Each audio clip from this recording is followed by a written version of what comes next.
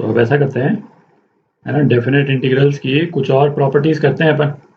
अभी तक कितनी प्रॉपर्टीज़ कर चुके हैं अपन डेफिनेट इंटीग्रल्स की, है ना, कुल 9 प्रॉपर्टीज़ कर चुके हैं, और फिर उनसे रिलेटेड एग्जाम्पल्स और जेई के क्वेश्चंस किए अपन ने। तो अब ऐसा करेंगे, है ना, कुछ और प्रॉपर्टीज़ करेंगे, और फिर उसके बाद में एक रूल है जिसको मैंने पहले भी रेफर किया था, क्या बोलते हैं उसको, लाइबनिट्ज़ रूल।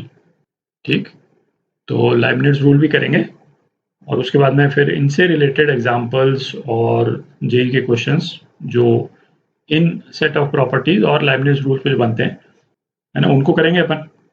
तो शुरू करते हैं। तो डेफिनेट इंटीग्रल ऑफ, है ना, पीरियोडिक फंक्शंस, है ना, मेन चीज़ क्या है, पीरियोडिक फंक्शंस। अच्छा, फंक्शंस की प्लेलिस्ट में, है ना, पीरियोडिक फंक्शंस जो हमने काफ़ी डिटेल में हम डिस्कस कर चुके हैं। यदि आपको याद हो तो ठीक है, और नहीं याद हो तो मैं सजेस्ट करूँगा एक बार पीरियोडिक फंक्शंस को जा करके कर लें एक बार। ठीक है, मेन कॉन्सेप्ट जो क्या था उसको ब्रीफली मैं रिवाइज जरूर कर दूंगा इस वीडियो में, ताकि जो डेफिनेट इंटीग्रल्स अपन करेंगे, है ना, उन प्रिंसिपल्स को आप यूज कर सकें।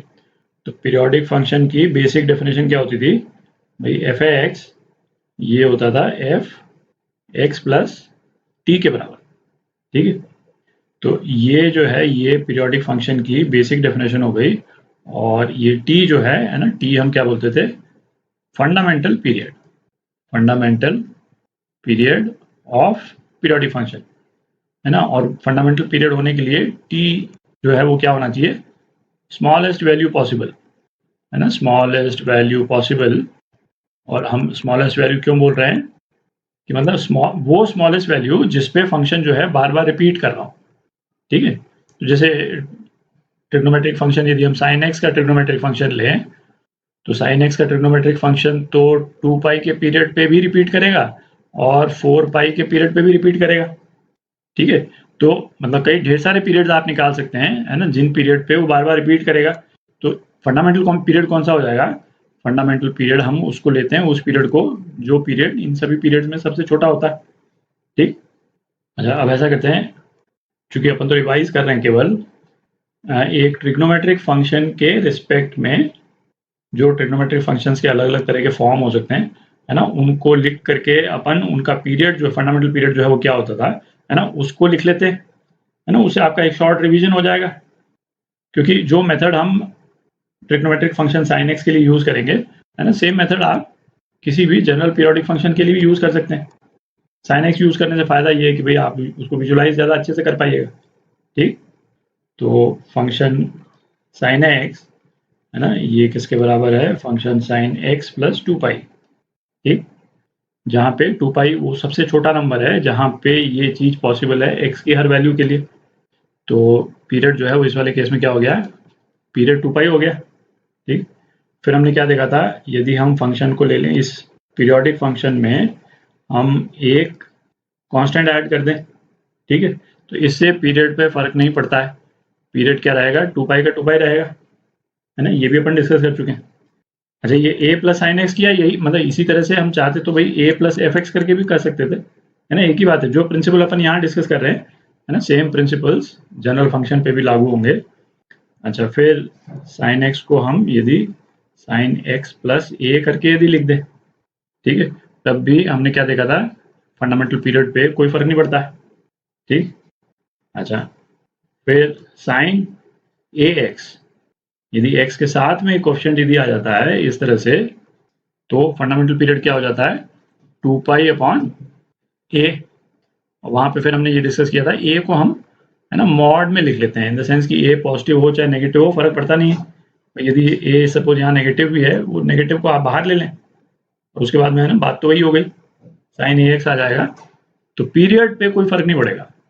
ठीक है, और फिर उसके बाद में, है ना, साइन यदि एक्स अपॉन ए है, तो इसका फंडामेंटल पीरियड जो है वो क्या होता था, 2 पाई अपॉन, है ना, 1 बाई ए, ये 1 बाई ए, तो ये क्या हो गया, 2 पाई इंटू ए। ठीक, जैसे कोई भी जनरल पीरियोडिक फंक्शन है ना, उसके रिस्पेक्ट में यदि हम लिखना चाहें, जिसका suppose fundamental period suppose T है, तो फंक्शन एफ एक्स का फंडामेंटल पीरियड यदि टी है, तो फंक्शन ए एक्स का फंडामेंटल पीरियड क्या हो जाएगा, टी अपॉन ए हो जाएगा। ठीक है, अपन देख चुके हैं, डिस्कस कर चुके हैं वहाँ पे, है ना। कुछ और एस्पेक्ट्स देख लेते हैं फंडामेंटल पीरियड के। अच्छा, साइन एक्स का फंडामेंटल पीरियड 2 पाई है। फिर हमने क्या देखा था, मॉड ऑफ साइन एक्स, है ना, इसका फंडामेंटल पीरियड क्या हो जाएगा, पाई हो जाएगा, क्योंकि नेगेटिव वाले पोर्शन में कर्व जाता ही नहीं है ना, पॉजिटिव वाले पोर्शन में ही रहता है और पाई के पीरियड से रिपीट करता रहता है। ठीक, और इसी तरह से यदि हम साइन स्क्वायर एक्स कर दें तो साइन स्क्वायर एक्स की भी सारी वैल्यू पॉजिटिव साइड में ही आ जाएंगी, इसका फंडामेंटल पीरियड क्या हो जाएगा, पाई हो जाएगा। अच्छा, फिर हमने क्या देखा था कि यदि कोई फंक्शन एच एक्स है जो कि दो फंक्शंस का एडिशन है, और ये दोनों के दोनों फंक्शन जो हैं यदि पीरियोडिक फंक्शंस हैं, ठीक, तो यदि फंक्शन एफ का पीरियड जो है वो टी एफ है और फंक्शन जी का जो पीरियड है वो टी जी है, तो फंक्शन एच एक्स का जो फंडामेंटल पीरियड है टी एच, है ना, वो क्या हो जाएगा, एलसीएम ऑफ टी एफ और टी जी, है ना, ये भी अपन डिस्कस कर चुके हैं। और यहाँ पे एफ एक्स प्लस माइनस जी एक्स हो तब भी, है ना, LCM of T F T G, और यदि एच एक्स यदि इन दोनों का प्रोडक्ट भी हो, है, दो पीरियोडिक फंक्शंस का प्रोडक्ट हो या फिर दो पीरियोडिक फंक्शंस का डिवीजन हो, तब भी जो है वो फंडामेंटल पीरियड क्या रहता है, एलसीएम ऑफ टी एफ और टी जी। ठीक है ना, ये भी अपन डिस्कस कर चुके हैं वहाँ पे। और फिर हमने ये भी डिस्कस किया था कि यदि फंडामेंटल पीरियड जो है वो फ्रैक्शन में हो, मतलब यदि टी एफ जो है वो ए अपॉन बी हो और टी जी यदि है वो सी अपॉन डी हो, तो फंडामेंटल पीरियड ऑफ एच, है ना, ये क्या होगा, एलसीएम होगा इन दोनों का। तो फ्रैक्शंस का एलसीएम हम कैसे निकालते हैं कि एलसीएम ऑफ न्यूमरेटर्स, जो कि इस केस में क्या है, ए और सी, है, तो एलसीएम ऑफ ए और C divided by HCF of denominators, है ना, बी एंड डी, इन दो नंबर्स का एलसीएम और इन दो नंबर्स का एचसीएफ, ये क्या हो जाएगा, ये फंक्शन एच, ये वाला फंक्शन एच, इसका फंडामेंटल पीरियड हो जाएगा। ठीक, तो ये एक तरह से, है ना, ब्रीफ रिवीजन हो गया कि हम जो है वो फंक्शंस का फंडामेंटल पीरियड जो है वो अलग अलग तरह के फंक्शंस का किस तरह से निकालते हैं। ठीक, तो अब पीरियोडिक फंक्शन से रिलेटेड जो डेफिनेट इंटीग्रल की जो प्रॉपर्टीज हैं, है ना, उसको देख लेते हैं। तो अब ऐसा करते हैं, है ना, पीरियोडिक फंक्शन के डेफिनेट इंटीग्रल से रिलेटेड ना कुछ प्रॉपर्टीज हैं, है ना, उनको देख लेते हैं। तो ऐसा करते हैं, एक ग्राफ बना लेते हैं, है ना, किसी एक रैंडम पीरियोडिक फंक्शन का। उससे क्या आपको ये प्रॉपर्टीज को विजुलाइज करना ज़्यादा ईजी हो जाएगा। ठीक है, तो याद करने की जरूरत नहीं पड़ेगी आपको, क्योंकि इसमें विजुलाइजेशन बेटर है। तो एक ग्राफ बनाते हैं जरा। तो कोई एक पीरियोडिक फंक्शन ले लिया अपन ने, उसका अपन ग्राफ बना रहे हैं, और इस पीरियोडिक फंक्शन का जो फंडामेंटल पीरियड है सपोज टी है। ठीक, तो इसका ग्राफ अपन बना रहे हैं टी टू टी, है ना, 3 फंडामेंटल पीरियड्स के लिए बना रहे हैं। ठीक, तो सपोज ये ग्राफ जो है वो कुछ इस टाइप का जा रहा है ना, ऐसे और फिर ऐसे। ठीक, और यही पैटर्न अब रिपीट हो जाएगा। तो ये अपन ने ग्राफ बना लिया है ना, 3 फंडामेंटल पीरियड्स के लिए बना लिया, है ना, इसको ये 0 है। तो एक फंडामेंटल पीरियड के लिए जो इस ग्राफ का जो डेफिनेट इंटीग्रल है, जिसको अपन इस तरह से लिख सकते हैं, एफ एक्स डी एक्स, कहाँ से, 0 से लेकर के टी के लिए।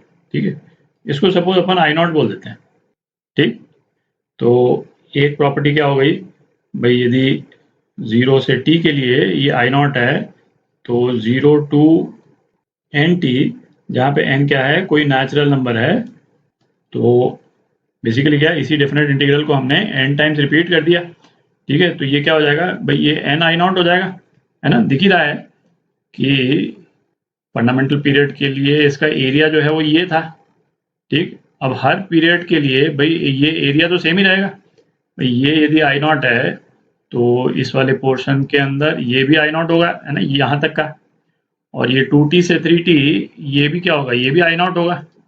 तो सपोज हम 3 पीरियड के लिए यदि हम इंटीग्रेट करते हैं इसी फंक्शन को, n की वैल्यू मतलब 3 होती, तो अपने पास में क्या आ जाता, 3 आई नॉट आ जाता, है ना, आप विजुलाइज कर ही सकते हैं।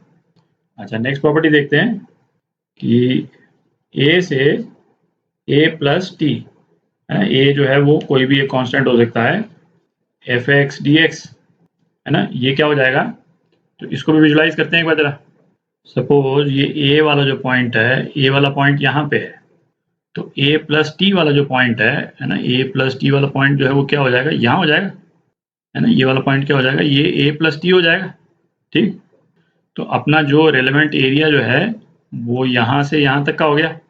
अच्छा, इसको ग्राफ पे यदि हम विजुलाइज करें तो ये एरिया जो है वो कौन से वाला पोर्शन हो गया, ये यहाँ से, और ये एग्जैक्टली ए प्लस टी पे इसकी वैल्यू यहाँ पे है, नहीं थोड़ा सा आगे मैंने बना दिया है, पर ये है ना, ये है, देख रहा है। तो अब ये वाला जो पोर्शन है इसको यदि अपन दो पार्ट में तोड़ देते हैं तो एक एरिया तो ये हो गया, ठीक है, और दूसरा एरिया कौन सा हो गया भाई, दूसरा एरिया ये हो गया, इनका एडिशन।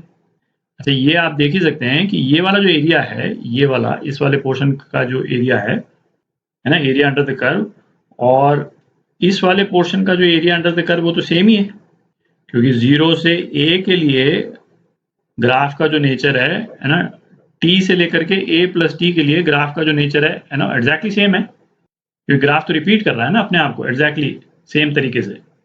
तो ये दोनों एरिया सेम हो गए, तो अपने पास में ये जो एरिया जो है वो क्या आ गया, नेट एरिया तो यही आ गया, आप देख रहे हैं। इसको अभी अपन प्रूव भी कर लेंगे। तो a से a plus T F X D x, ये क्या हो गया, ये तो आई नॉट ही हो गया। आई नॉट अपन किसको बोल रहे हैं, एक फंडामेंटल पीरियड के लिए एरिया अंडर द कर्व जो है उसको अपन आई नॉट बोल रहे हैं, है ना, इसका ध्यान रखें। तो ये रिजल्ट तो अपन ने विजुलाइज करके देख लिया है ना, इसको प्रूव भी कर लेते हैं। भाई जो लेफ्ट हैंड साइड है इसको अपन क्या लिख सकते हैं, a से लेकर के t F X D x plus t से लेकर के a प्लस टी, है ना, ये a plus T F X D x, है ना, इस तरह से तोड़ सकते हैं इसको, एफ एक्स डी एक्स, ठीक है। अच्छा, जो ये वाला पोर्शन है a से लेकर के t, है ना, वो कौन सा पोर्शन हो गया, वो तो ये वाला पोर्शन हो गया I1, ठीक है। और ये जो दूसरा वाला जो पोर्शन है ये कौन सा पोर्शन हो गया, I2, ये वाला पोर्शन हो गया, है ना। अपन को क्या शो करना है भाई कि ये I2 जो है इसका भी एरिया I2 ही है ना, हालांकि दिख ही रहा है, बट मैथमेटिकली भी इसको प्रूव कर लेते हैं। तो इसमें है ना alpha is equal to X minus T डाल देते हैं, है ना, अपन ये सेकंड वाला पोर्शन देख रहे हैं।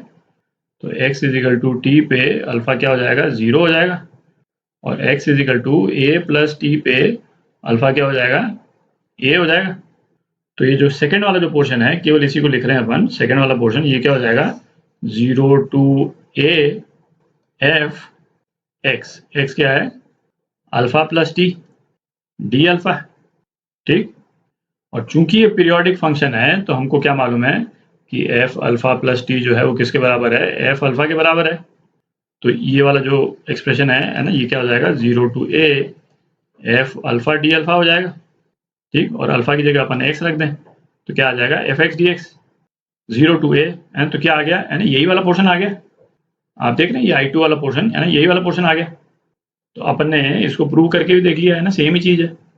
पर इसको है ना याद ना करें, याद करने की जरूरत नहीं है ना, दिख ही रहा है विजुअलाइजेशन से आप ज़्यादा अच्छे से इसके मतलब है ना, क्योंकि इसकी वैरायटी तो कई बन सकती है। ए को हम यहाँ पे नहीं लेकर के, भाई ए तो हम यहाँ पे भी ले सकते हैं, ए और फिर ए प्लस टी, ठीक है, पर वो कॉन्सेप्ट एग्जैक्टली सेम ही है।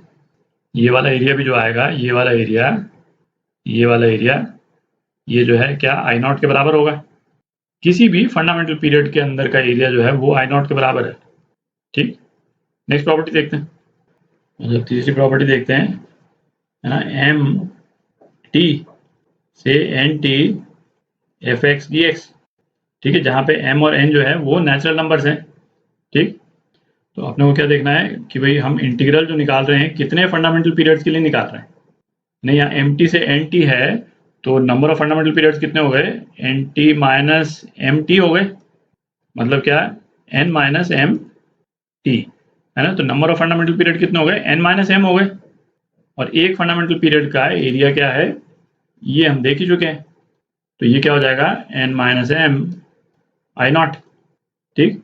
अलग से प्रूव करने की जरूरत नहीं है, ऑब्वियस ही है भाई। जैसे इसी वाले केस में एन जो है सपोज 5 होता, ठीक है, और एम जो है सपोज 2 होता, है ना, 2t से 5t, तो अपन देख ही रहे हैं भाई 3t पीरियड्स के लिए हमको एरिया निकालना, तो क्या हो जाएगा, 3 आई नॉट हो जाएगा, ठीक। नेक्स्ट प्रॉपर्टी देखते हैं, है ना, इसको मिटा देता हूँ, है ना, फोर्थ एन टी से ए प्लस एन टी, ठीक। F X D x. तो इसको विजुलाइज करेंगे तो क्या हो जाएगा, है ना, एन टी, मतलब कोई एक पर्टिकुलर फंडामेंटल पीरियड के डिस्टेंस तक, है ना, सपोज यहाँ तक, है ना, सपोज ये एन टी है, ये एन टी है, ठीक, और ए प्लस एन टी, और ये ए प्लस एन टी सपोज यहाँ पे कहीं पे आ रहा है ना, ए प्लस एन टी यहाँ पे कहीं पे आ रहा है। तो अपने को किस पोर्शन का एरिया निकालना है, अपने को इस वाले पोर्शन का एरिया निकालना है ना, इस वाले पोर्शन का एरिया निकालना है। तो इस पोर्शन का एरिया क्या हो जाएगा, तो ये 2t से लेकर के और यहाँ तक का ये वाला जो डिस्टेंस है ना, x के टर्म्स में क्या है, a ही तो है। तो इसको 0 से a पे इंटीग्रेट कर देते हैं, a यहाँ पे हो गया, ये वाला जो एरिया है, ये वाला एरिया और ये वाला एरिया, है ना, एग्जैक्टली सेम है। तो इसको अपन क्या लिख सकते हैं, 0 to a F X D x, दिख रहा है। और एक और देख लेते हैं, है ना, लास्ट है ये, अगेन इसको मिटा देता हूँ मैं, कि 0 to a, है ना, a है ना, कोई भी जनरल पीरियड हो सकता है, जरूरी नहीं है कि फंडामेंटल पीरियड से कम ही हो, है ना, फंडामेंटल पीरियड से ज़्यादा भी हो सकता है, एफ एक्स डी एक्स। तो इसको अपन क्या लिख सकते हैं, सपोज a जो है वो ये है, ये पूरा, है ना, ये a है। तो इसमें से कितने फंडामेंटल पीरियड, जितने फंडामेंटल पीरियड निकल सकें उसको तो अपन निकाल ही सकते हैं। तो ये वाला पोर्शन, है ना, ये 2t तक आ रहा है जो, है ना, यहाँ पे कितने भी फंडामेंटल पीरियड आ सकते हैं, तो एक तो वो निकाल लें अपन, और जो बचा हुआ पोर्शन उसको अपन ए नॉट बोल देते हैं, ठीक है। तो इसको अपन क्या लिख सकते हैं, मतलब आपका जो ए जो है, ए क्या है, N T plus A naught, और इस वाले केस में ए नॉट जो है वो फंडामेंटल पीरियड से कम है जैसा अपन ने बनाया है।